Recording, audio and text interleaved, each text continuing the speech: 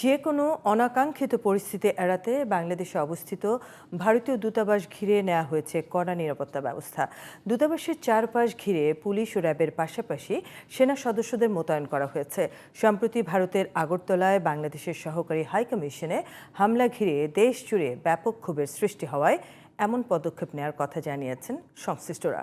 মহসিন কবিরের আরও একটি রিপোর্ট।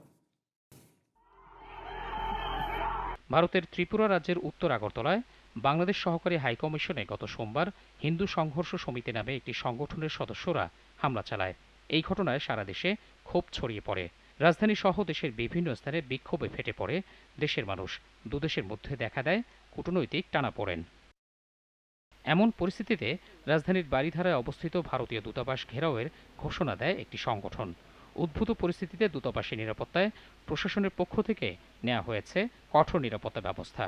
দূতাবাসের চারপাশে সেনাবাহিনীর এপিসি কার ও সেনা সদস্যদের কড়া পাহারা বসানো হয়। সেই সঙ্গে পুলিশ ও র্যাবের পোশাকধারী এবং সাদা পোশাকে নজরদারিও বাড়ানো হয়েছে।